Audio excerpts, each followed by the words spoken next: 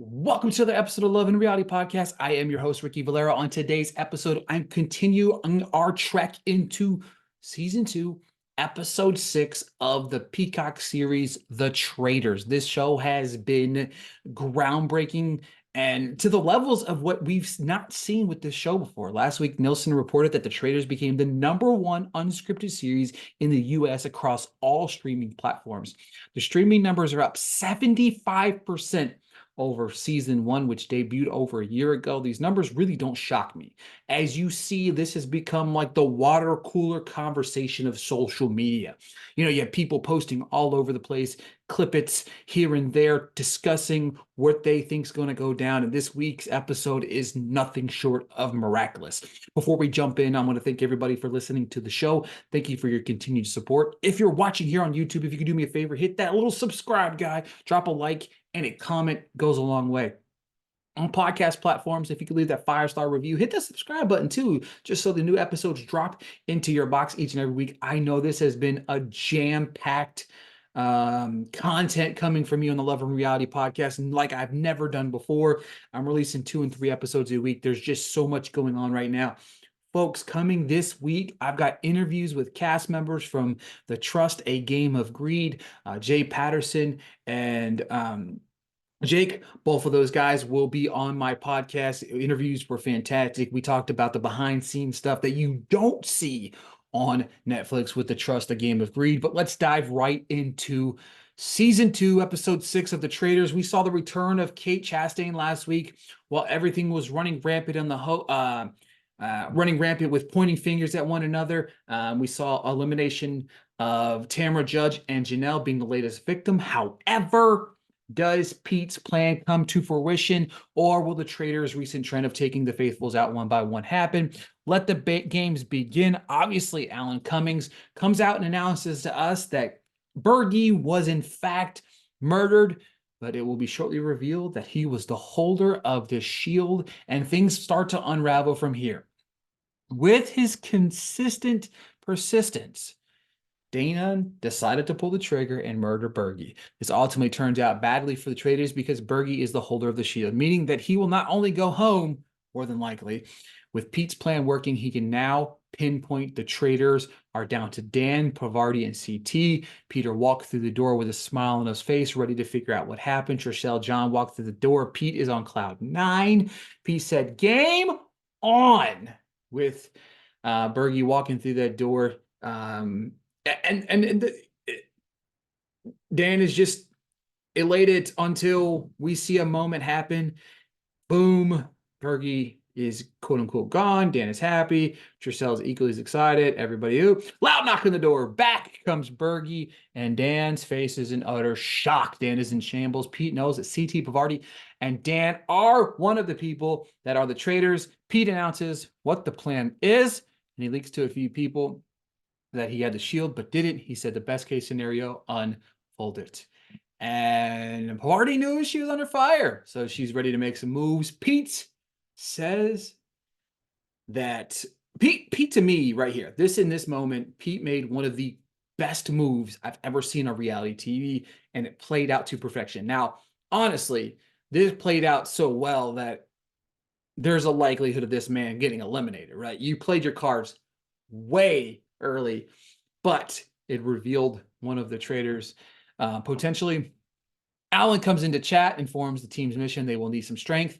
Dan needs the shield. Dan needs it bad. I don't know why he didn't try harder to come after this one in the competition, but Dan said he got it, and he admits Pete is playing the game better than he thought. Pete and Bergie are both excited. Pete thinks that Dan and Pavardi are the 2 people that are the Traitors. Phaedra brilliantly playing the game here. She said it's every traitor for themselves. Get it, girl. Pavardi pulls Pete aside to talk to him about how she isn't the traitor, saying, "How are you not the traitor?" Talking to him, she said she's suspicious of him and asked him why he's not the traitor. She said she got nothing. She's spinning it here. She isn't doing anything to help her case. Dan was pacing back and forth, waiting to talk to Pete himself. Dan turns to come to talk to Pete. Pete said Dan was always in his top 3. Dan pushes back, saying he is a faithful and thought he told him the secret because they were friends. Pete tells him straight to his face he thinks he's the traitor, period. Pot is at 75,500. $100 currently. The next competition can add $25,000 to the pot. The group will launch a will have to launch a cannonball to win the prize. They will find, collect, and carry the pieces to the catapult along the way. Once they successfully get all these pieces together, they can launch the cannon and add that $25,000. They have 60 minutes to win the prize.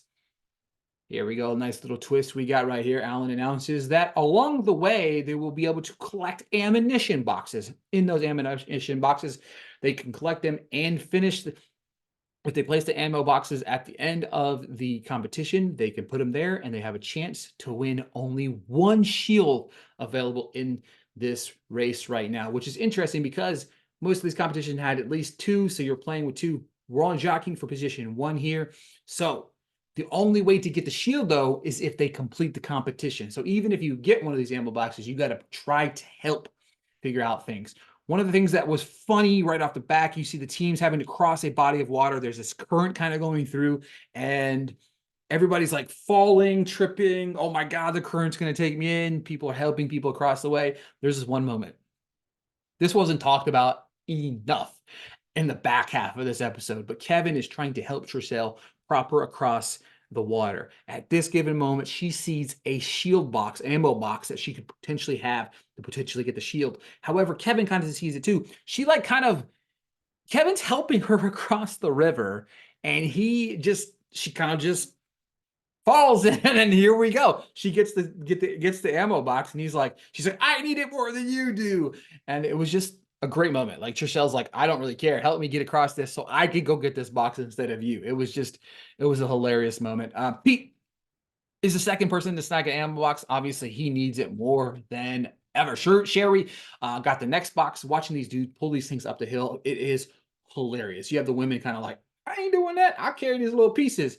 Finally, look, CT's the man, right?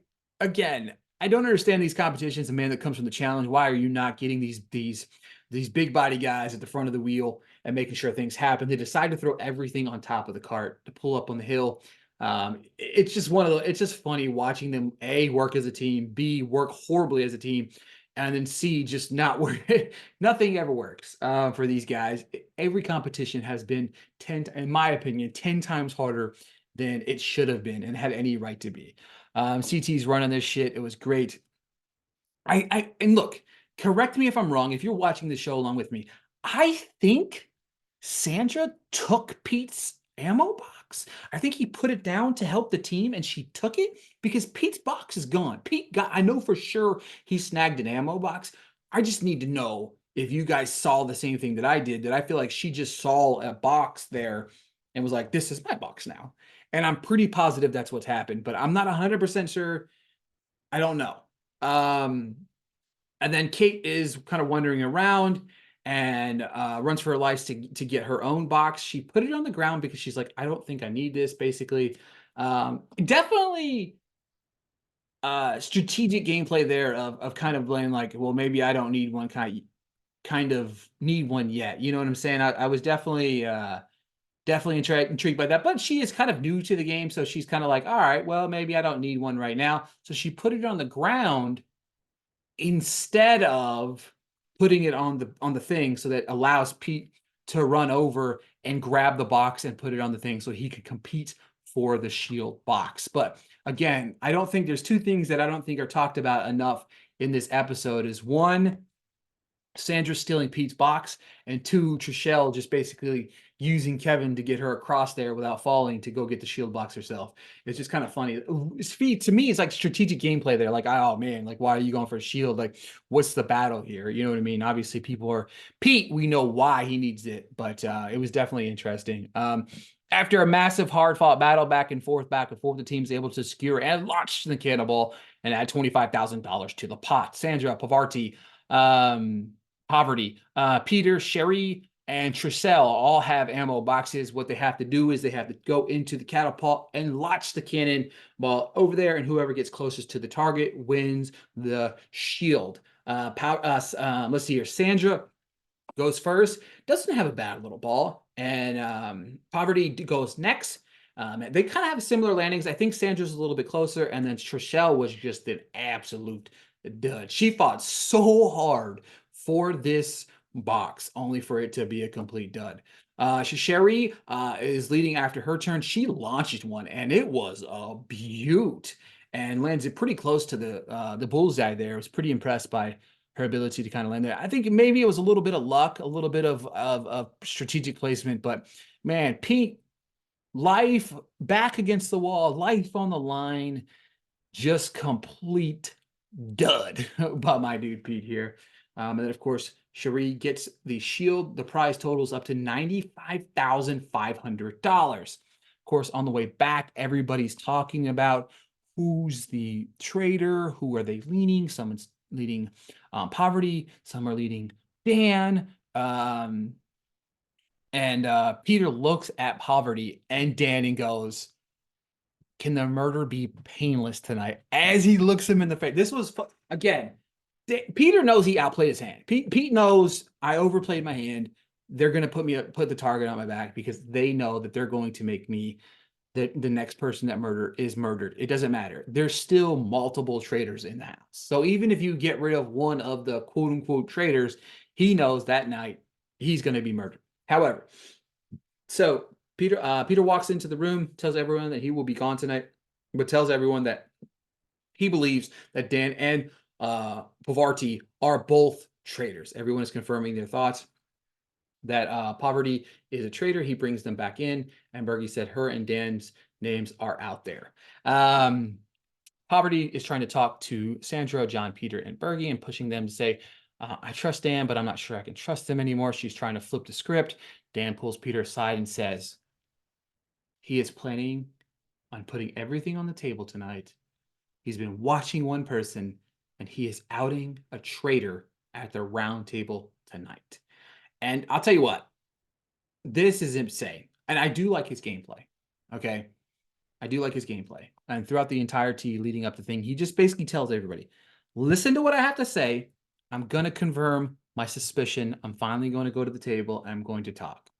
I loved how there was a dead man walking to his fate was like playing in the background as everybody kind of walks into the room. Peter's excited, obviously. This is one of the most befuddling moments in the history of TV. Reality TV. Dan says, all right. He says he's been watching one person since day one. It's time for him to come out. He said he's been collecting the information. Let's play a game. He has one question for everyone. Raise your hand if you had your name written down more than once on the chalkboard. Bergie, Cherie, Phaedra, Sandra, and Parvati are the only ones that haven't had their names written down multiple times. He said, but that's not enough to convict someone. Next, voting pageant. He takes out Sandra out. He takes Cherie out for one weird vote, but she said that she explained herself. Bergie goes with the crowd. He said that leaves Poverty and Phaedra. He leaves the two people that are traitors left to the thing. Now, to me, you have to spin this on Poverty. You have to. There's no way you can put Phaedra at the feet of the fire. You're going after the wrong person. But however, he goes outside of only one vote out of the norm was for Kevin, but Poverty explained what that was about. He said that leaves one person, Phaedra. Complete silence. He said she was the one that hasn't, one vote that hasn't been explained. That was for Ekin-Su. And next day she was murdered. And a weird vote. Next thing, breakfast reactions. Marcus got murdered. Tamara got voted out coming after the housewives. Bergie, not my Bergalicious. He said, nobody will bring you up. And that's the most suspicious thing. He said that there are his reasons. And that's who he's been watching since day one. Again, went after the wrong person.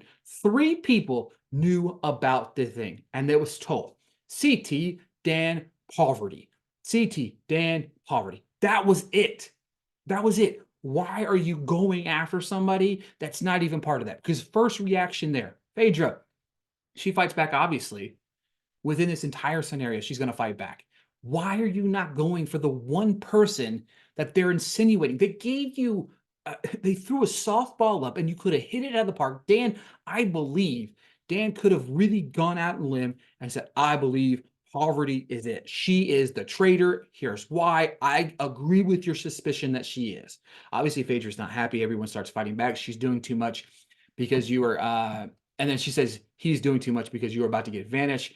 Phaedra just completely calls him out. She said, no one trusts you, darling. And she goes, I don't know. I didn't know who had the shield. Exactly. 3 people, CT, Harvey, Dan, knew who had the shield. Fergie ended up quote unquote dead, but not dead because he had the shield. Why are you trying to spin this on Phaedra? Dan is a very smart guy. He won Big Brother once, almost won it twice. In this given moment, Dan made one of the worst decisions. We had the same game. We had Peter making one of the best decisions in the history of this game. On the flip side, we had Dan making one of the most boneheaded things I've ever seen. Peter said he thinks CT isn't one of the traitors. He says that Dan and Poverty are both traitors. Poverty speaks up saying, Peter's group, you are getting murdered. If you speak about Peter's group, you're going to get murdered. Poverty tries to talk, and Peter says she's going to try to spin it. She said, I did trust Dan because they started talking since day one, and maybe she put the trust in the wrong person. Obviously, Poverty, she's got to put her back against the wall because people are putting her feet to the fire. So she's trying to flip that on somebody else now, too. Peter goes, but however, Peter is not letting it be known that they should stop here on the hunt for Dan and Poverty. He thinks both of them are the traitors, period. Of course, Phaedra is furious at Dan. Poverty is hoping to shake the target because Dan's dumbass is playing. Like, period. Like, hook, line, and sinker. Dan, one of the most bonehead, stupidest things I've ever seen in reality TV history. Period. Phaedra votes for Dan. She said, you deflected on the wrong one because you are learning tonight. Sandra, Dan. Peter votes for Poverty. Obviously, she said he wants everyone to remember that she's a traitor. Again, strategic gameplay. The feet's to the fire. They're all voting for Dan. He knew everybody was voting for Dan. But let me let you know before I'm murdered in the morning that Poverty is the one. She's gone. You know what I mean? She is also a traitor as well. Okay. John votes for Dan, and he said banishment should be his fate. Like, John gave a whole spiel here, and it was one of the funniest. It was probably his best moment in this show so far. Like, it was just hilarious to me. Poverty votes for Dan as well. Kevin votes for Dan. Trishelle votes for Dan. Dan voted for Phaedra. Bergie, MJ, and Kate all vote for Dan. So Dan attempted to pin the traitor on Phaedra, which somewhat backfired on him. It led to a massive finger pointing back and forth. Obviously, again, here we are. Dan Gessling's time in the house is over. And of course, he reveals to everyone that he is, in fact, a traitor. Like, what was that thumb? Like, seriously, though, like, what in the world is going on? Like, how do you not see what is happening? How? I don't understand what is, like, it just was the most I would love to hear you guys. If you're watching on YouTube, comment below. If you're listening on podcast platforms, if I can figure out how to make a little bit of a poll or whatever, I'm going to put the poll on there as well and get you guys to comment on your thoughts on what the hell Dan was thinking. Because this was one of the worst decisions I've ever seen in the history of reality TV. Like, it was just, again, just blown away. Obviously, everyone's cheering to the faithful. Dan is an idiot. He said he said many people have gone toe-to-toe with Phaedra and lost, and he understands why. He should have called out Poverty. Alan Collins reminds them not to get too comfortable. He reminds them that someone will be going home later that night. Trishelle, again, smart gameplay. Trishelle thinks that Dan fed them a traitor, and nobody suspected it. She thinks that Phaedra is a traitor. Again, smart gameplay here. Smart. You got to be smart because now everybody's going to be completely like, oh my God, Phaedra's going to play the martyr. I can't believe he came for me. I'm a faithful. I'm not a traitor. Blah, blah, blah, blah. But she says she called it out. I love that. Conversations ensue. Peter seems. So obviously, like, when you're looking at this, Phaedra, Polarty, like, it makes it smart. We're going to take out Peter, period, at the end of the day, right? You know what I mean? So it makes like the smart decision. However, Alan announces that he's going to pay a visit to the Traitors tonight. Could we see a new recruitment? Okay. Now, obviously, I'm taking these notes as I'm watching it. So I wrote down my notes as things were unfolding of what I thought they should have done. So obviously, in my head, Phaedra said they were on their scent, and Poverty said the target was on her, and she didn't know if he had any chance at all. Alan comes in, knocking on the door, kind of scares them, said they either have a choice of a murder, a faithful, or seduce one as a traitor. I said before they even announced this that they needed to do Peter. I think that this would be beautiful. He can accept or refuse. If they accept, they will join him. But if they recruit someone, there will be no murder. Poverty said, let's shake it up and recruit. She said, Peter, I knew it. Like, this is just a brilliant thing. You are sitting there. Peter is the man. you have him, nobody suspects him, right? Nobody at all. Everybody thinks he's going home that night. However, the flip side of this, if you're playing the game, so this is the thing. This is where I'm a little much here. Let me break this down for you in my opinion. Peter does not go home. Does that make him suspicious to someone smartly playing the game that he is in fact one of the traitors? He would have known that he was not going to go home because he's a traitor. So pin it on Dan.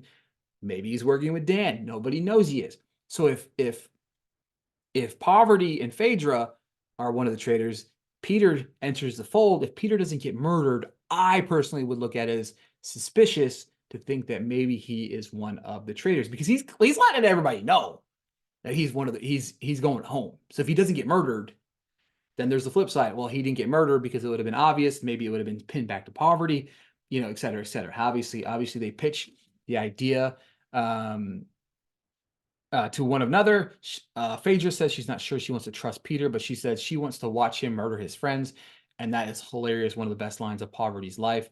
But here we go. If he says no, it's a wrap. Peter walks in and he sees the note thinking it was the end, but he reads it off and says, "We wish to recruit you and become a traitor." He says this would be the shock. He said if he doesn't take it, though, he knows that he will be murdered.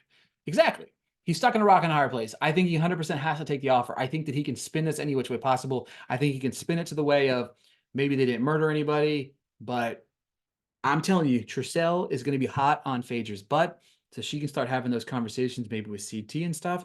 But then, of course, now Peter's going to have to start eliminating his own friends, because if he does, then he can start sniffing the scent of somebody else. But they're going to have to spin this to get them off of Poverty's back as well. Or they can eliminate Poverty too, and they're just in the mix of all of that. I don't know. This is intense, insane, and crazy, and it's just been one hell of a twist after turn. Dan committed one of the most bonehead mistakes of his entire existence, and now he has been banished from the show, which is perfectly fine because we got enough drama to ramp up for the next episode. I'm so excited to talk about it next week, but thank you guys so much for tuning into another episode of the Love and Reality Podcast. We will talk to you guys next week.